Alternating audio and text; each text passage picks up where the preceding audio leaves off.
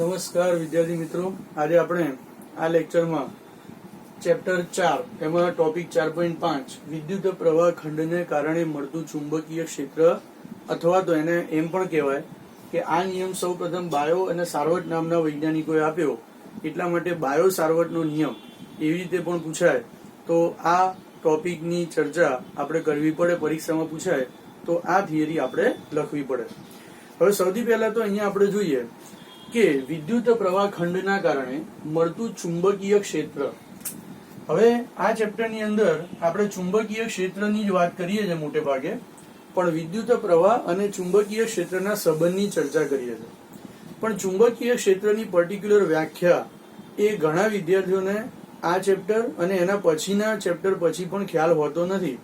અને જ્યારે આપણે અહીંયા ચુંબકીય ક્ષેત્ર શોધતા હોઈએ તો સૌ પ્રથમ આપણા મગજમાં ચુંબકીય ક્ષેત્રનો કોન્સેપ્ટ એ ક્લિયર હોવો જોઈએ. તો એ કોન્સેપ્ટ પહેલા આપણે સમજી લઈએ. તો જેમ વિદ્યુત ક્ષેત્ર છે, તો વિદ્યુત ક્ષેત્ર માટે આપણે જોઈ ગયા કે E ઇક્વલ્સ ટુ અહીંયા F/Q. એટલે કે ધારો કે કોઈ જગ્યાએ આ +Q વિદ્યુત ભાર છે, એનાથી થોડાક અંતરે એ જો તમે Q વિદ્યુત ભાર મૂકો તો એના ઉપર લાગતું બળ એ આ દિશામાં હોય. અને આપણે જોઈ ગયા કે 1 કુલમ ધન વિદ્યુત ભાર પર લાગતા વિદ્યુત બળને તે બિંદુ પાસેનું વિદ્યુત ક્ષેત્ર કહે છે. તે જ રીતે અહીંયા પણ ચુંબકીય ક્ષેત્ર કોને કહેવાય? તો એની વ્યાખ્યા એ વિદ્યુત ક્ષેત્ર જેવી જ છે. વિદ્યુત ભાર આપણે કોને કીધેલો? તો આપણે વ્યાખ્યા તો બનાવી દીધી કે એકમ ધન વિદ્યુત ભાર પર લાગતા વિદ્યુત બળને તે બિંદુ પાસેનું વિદ્યુત ક્ષેત્ર કહે છે. પણ કોઈ કહે વિદ્યુત ભાર કોને કહેવાય? આપણે ચેપ્ટર 1 માં સ્ટાર્ટિંગમાં શું જોઈ ગયા કે ઇલેક્ટ્રોન અથવા પ્રોટોનનો એવો ગુણધર્મ, એટલે કે કોઈ પણ કણ ઉપરનો કે પદાર્થ ઉપરનો એવો ગુણધર્મ કે જેના દ્વારા એ આકર્ષણ બળ કે અપાકર્ષણ બળ લગાડે છે, એને આપણે વિદ્યુત ભાર કહીએ છીએ. અને એને આંતરિક ગુણધર્મ કહીએ છીએ, એટલે કે ઇન્ટ્રિન્સિક પ્રોપર્ટી કહેવાય. તો એ જ પ્રમાણે જો તમે એ કોઈ એક ચુંબક લો, દાખલા તરીકે આપણે આ એક ચુંબક લીધું, એમાં આ ઉત્તર ધ્રુવ છે અને આ દક્ષિણ ધ્રુવ છે. તો ઉત્તર ધ્રુવ પાસે ગજિયા ચુંબકની નજીક એક એવું બિંદુ, થોડેક અંદર એક એવું બિંદુ મળે છે કે જે ધ્રુવ તરીકે વર્તે છે. એટલે કે ત્યાં ધ્રુવની પ્રબળતા ખૂબ વધારે હોય છે અને એને આપણે ઉત્તર ધ્રુવ કહીએ છીએ. અને એ જ પ્રમાણે દક્ષિણ ધ્રુવમાં, એટલે કે એની સામેની બાજુ ચુંબકથી સહેજ અંદર એ એક બિંદુ એવી રીતે વર્તે છે કે જે દક્ષિણ ધ્રુવ તરીકે વર્તે છે. તો એને આપણે S ધ્રુવ કહીએ છીએ. અને 5મા ચેપ્ટરમાં આપણે શીખવાનું છે કે આ ધ્રુવનું જે પ્રબળતા છે એને આપણે નામ આપીશું ધ્રુવમાન. શું નામ આપીશું? ધ્રુવમાન. પોલ સ્ટ્રેન્થ કહેવાય. હવે ધ્રુવમાન એટલે શું? તો અહીંયા આપણે જેમ જોઈ ગયા કે વિદ્યુત ભાર એટલે શું?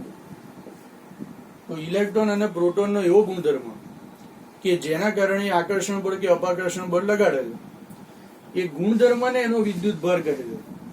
એ છે કે એનું અસ્તિત્વ કોઈ ફિઝિકલ નથી કે ભાઈ અલગથી ઇલેક્ટ્રોન ઉપર વિદ્યુત ભાર નામનો કણ અંદર બેઠો છે, એ નથી, જે તમે પહેલા ચેપ્ટરમાં ભણી ગયા છો. સેમ એ જ પ્રમાણે જો તમે ગજિયો ચુંબક લો તો જે પદાર્થ એ ગજિયા ચુંબક તરીકે વર્તતો હોય એમાં આ બિંદુ કે જે બિંદુ એ ધ્રુવ તરીકે વર્તે છે, તો એ પણ એક એનો શું થયો? આંતરિક ગુણધર્મ થયો, એની લાક્ષણિકતા થઈ. એ કેમ છે એ તો ભગવાનને કે કુદરતને ખબર છે, પણ એ ધ્રુવ છે અને એ ધ્રુવનું જે મૂલ્ય છે અથવા એની પ્રબળતા છે એને આપણે ધ્રુવમાન કહીએ છીએ. અહીંયા વિદ્યુતની જે પ્રબળતા ત્યાં દર્શાવે છે એને આપણે વિદ્યુત ભાર કહીએ છીએ. તો જે પ્રમાણે અહીંયા વિદ્યુત ક્ષેત્રની વ્યાખ્યા આપણે આ રીતે બનાવી, એ જ પ્રમાણે આ ચુંબકની આસપાસના વિસ્તારમાં જો કોઈ બીજા ચુંબકનું ધ્રુવમાન મૂકી દેવામાં આવે અને એનું તમે એકમ જો લેશો તો 1 એમ્પિયર ઇન્ટુ મીટર છે. એ કેમ? તો એ બધું 5મા ચેપ્ટરમાં આવશે. તો ચુંબકીય ક્ષેત્ર છે એની વ્યાખ્યા આપણે આ રીતે બનાવીએ છીએ કે કોઈ ચુંબકીય ક્ષેત્રમાં એકમ ધ્રુવાંત પર લાગતા ચુંબકીય બળને તે બિંદુ પાસેનું ચુંબકીય ક્ષેત્ર કહે છે.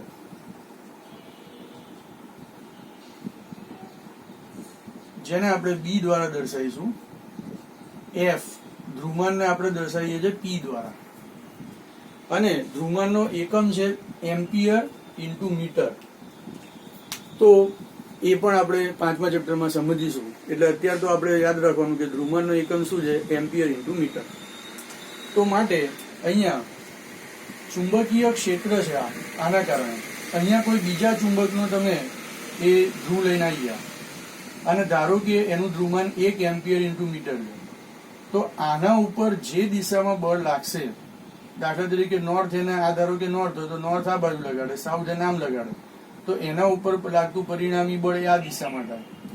તો એ બળનું મૂલ્ય એકમ ધ્રુવાંત દીઠ એ બળનું જે મૂલ્ય થાય એને તે બિંદુ પાસેનું ચુંબકીય ક્ષેત્ર કહેવાય. હવે એનો એકમ એમ્પિયર ઇન્ટુ મીટર કેમ છે તો એ 5મા ચેપ્ટરમાં આપણે સમજીશું. તો અહીંયા માટે ચુંબકીય ક્ષેત્રનો એકમ જો આપણે લઈએ તો ચુંબકીય ક્ષેત્રનો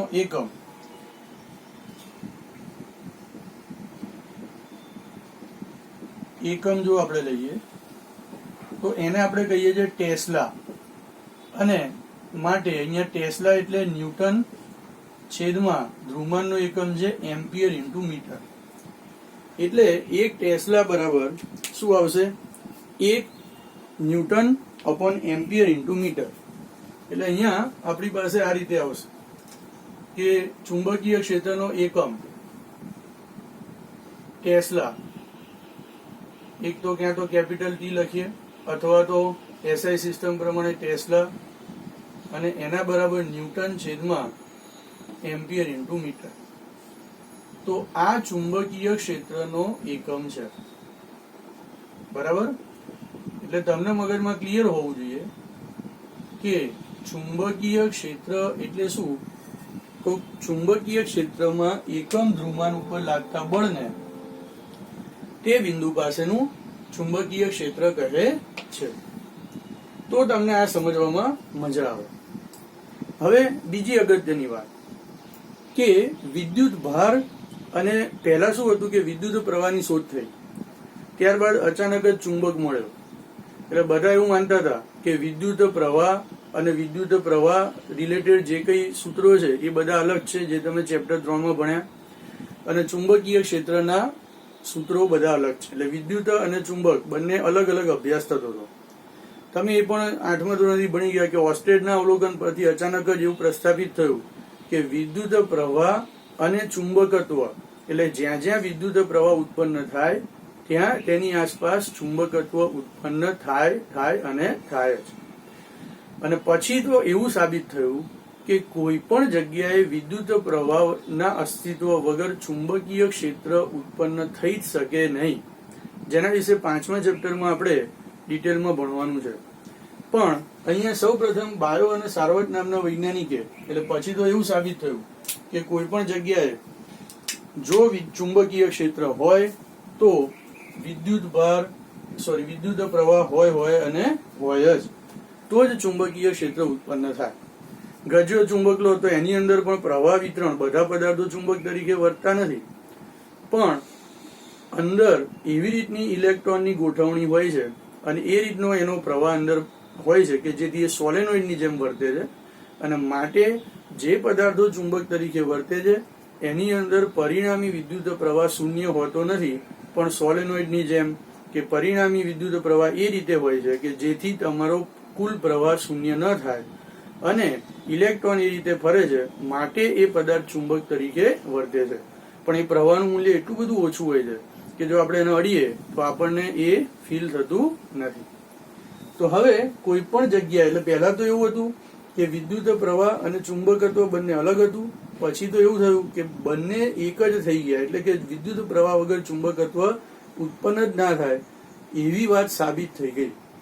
તો હવે સૌ પ્રથમ વિદ્યુત પ્રવાહના કારણે કેટલું ચુંબકીય ક્ષેત્ર ઉત્પન્ન થાય છે એનો જે નિયમ આપ્યો એ બાયો સાર્વટ નામના વૈજ્ઞાનિકે આપ્યો. અને એણે આ નિયમ આ રીતે આપ્યો કે ધારો કે આપણી પાસે એક વિદ્યુત પ્રવાહધારી તાર છે અને એમાંથી ધારો કે વિદ્યુત પ્રવાહ I જેટલો વહે છે અને એમાં આપણે માત્ર ને માત્ર એક સૂક્ષ્મ નાનો રેખાખંડ લઈએ dl અને એમાંથી પસાર થતો પ્રવાહ સ્વાભાવિક રીતે જ એ I છે. તો અહીંયા આપણે એમ કહી શકીએ કે વિદ્યુત પ્રવાહખંડ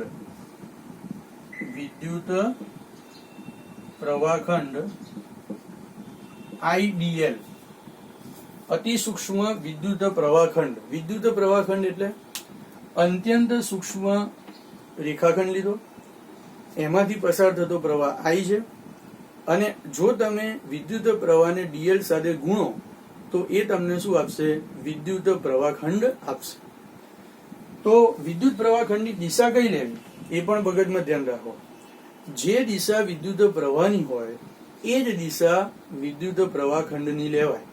એટલે જો આમાં પ્રવાહ આમ પસાર થતો હોય તો આપણે ઊંધી દિશામાં વિદ્યુત પ્રવાહની દિશા ઊંધી દિશામાં એટલે કે પ્રવાહની દિશાની વિરુદ્ધ દિશામાં વિદ્યુત પ્રવાહખંડની દિશા લેવાય નહીં. આપણે આઈને અદિશ ગણીએ છીએ એટલા માટે સદિશ તરીકે કોને આપીએ છીએ? dl ને. તો જો તમે ખૂબ નાનો વિદ્યુત પ્રવાહખંડ લો તો એના કારણે ધારો કે આ બિંદુએ ચુંબકીય ક્ષેત્ર તમારે શોધવું છે.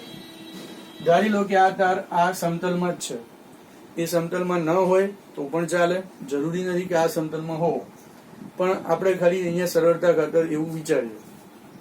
તો આ આઈડિયલ વિદ્યુત પ્રવાહખંડને કારણે આ પી બિંદુએ ચુંબકીય ક્ષેત્ર કેટલું હશે? હવે મેં તમને કીધું એ પ્રમાણે જ્યાં પણ વિદ્યુત પ્રવાહ હોય ત્યાં એની આસપાસ એના કારણે ચુંબકીય ક્ષેત્ર હોય. તો આ ખૂબ જ ક્રાંતિકારી નિયમ કહેવાય કે જે આ સંબંધ ધારે. તો ધારો કે આ વિદ્યુત પ્રવાહખંડ ખૂબ નાનો છે એટલે એની પૂંછમાંથી કે શીર્ષમાંથી તમે પી બિંદુએ સ્થાન સદિશ દોરો. તો ધારો કે આ R છે, બરાબર, અને dl એટલે કે IDL અને R વચ્ચેનો ખૂણો એ ધારો કે થીટા છે. તો બાયો અને સાર્વટ નામના વૈજ્ઞાનિકોએ પ્રયોગો પરથી સાબિત કર્યું કે વિદ્યુત પ્રવાહ IDL ને કારણે R સ્થાન સદિશ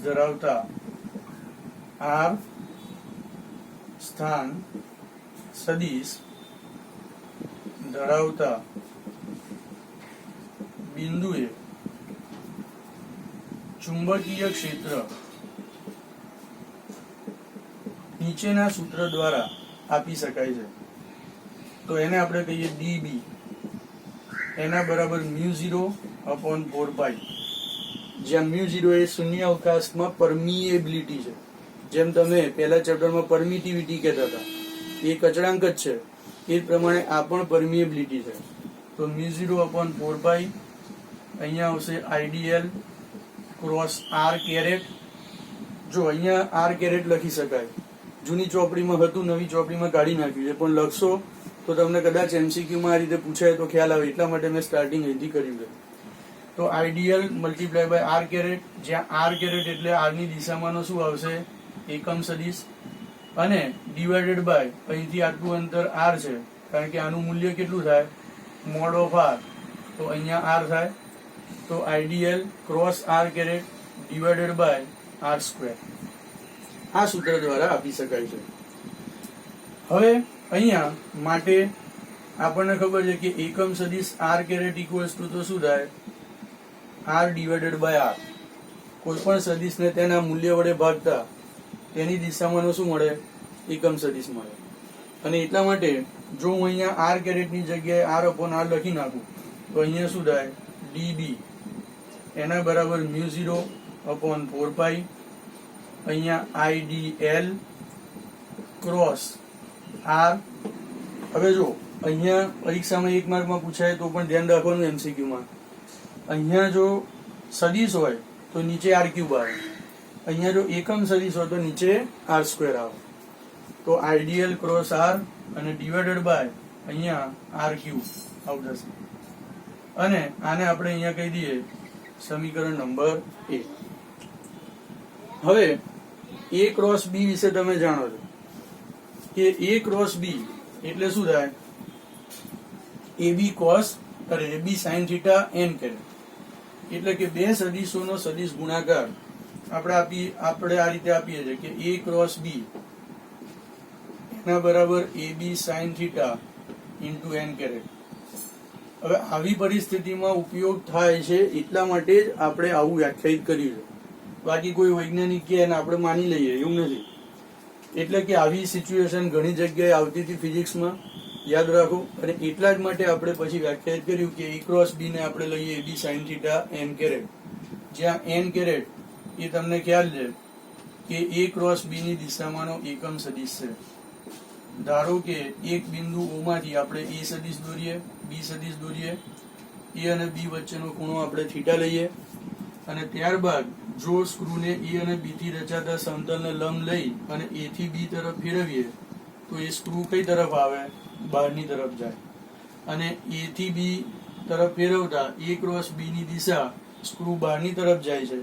એટલા માટે અહીંયા ચુંબકીય ક્ષેત્રની કે એ ક્રોસ બી ની દિશા એ જો તમે આ રીતે રાઉન્ડ કરી અને ડોટ કરશો તો અહીંયા એ બહારની દિશા બતાવશે.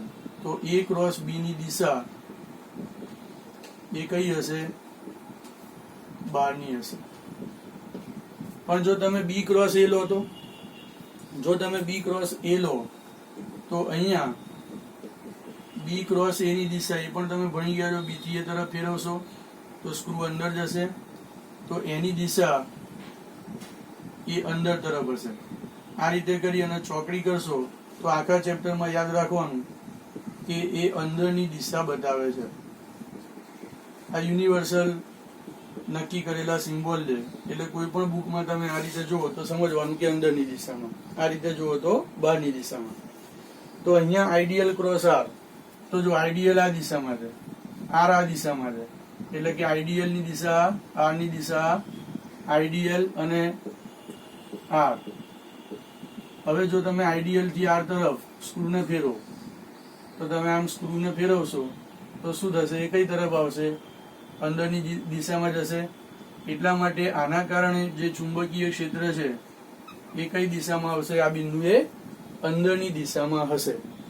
એટલે કે આઈડિયલ વિદ્યુત પ્રવાહ ખંડને કારણે તમે જો આઈડિયલ વિદ્યુત પ્રવાહ ખંડને કારણે પી બિંદુએ ચુંબકીય ક્ષેત્ર અંદરની દિશામાં છે. એનો મતલબ એ થયો કે અહીંયા જે કઈ ચુંબકીય ક્ષેત્ર મળે છે એ આઈડિયલ અને આર થી રચાતા સમતલને લંબ જ મળે. કારણ કે એ ક્રોસ બી ની દિશા 11મા ધોરણમાં આપણે ભણી ગયા છે કે જો આ એ છે, બરાબર, ધારો કે તમારી પાસે બી છે, તો એ અને બી થી રચાતા સમતલને લંબ તમે સ્ક્રૂ મૂકો, આ એ આ બી, તો જો તમે એ થી બી તરફ ફેરવો તો એ સ્ક્રૂ છે એ સમતલને લંબ આમ જવાનો અથવા આમ જવાનો. તો એનો મતલબ એ થયો કે અહીંયા જે કઈ ચુંબકીય ક્ષેત્ર મળે છે ડીબી એ આઈડિયલ અને આર થી રચાતા સમતલને લંબ અહીંયા અંદરની દિશામાં મળે છે. એટલે અહીંયા અંદરની દિશામાં મળે છે. તો હવે જો આપણે આનું મૂલ્ય જોઈતું હોય તો આપણે આને આ રીતે લખી શકીએ કે જેમ એ ક્રોસ બી બરાબર A B sine theta n caret, જ્યાં n caret A cross B ની દિશામાંનો એકમ સદિશ, તો અહીંયા પણ આઈડિયલ ક્રોસ આર, તો IDL R sine theta into n caret, જ્યાં એન કેરેટ એ કોની દિશામાંનો? ડીબી ની દિશામાંનો એકમ સદિશ થાય. તો માટે આપણે અહીંયા લખીએ કે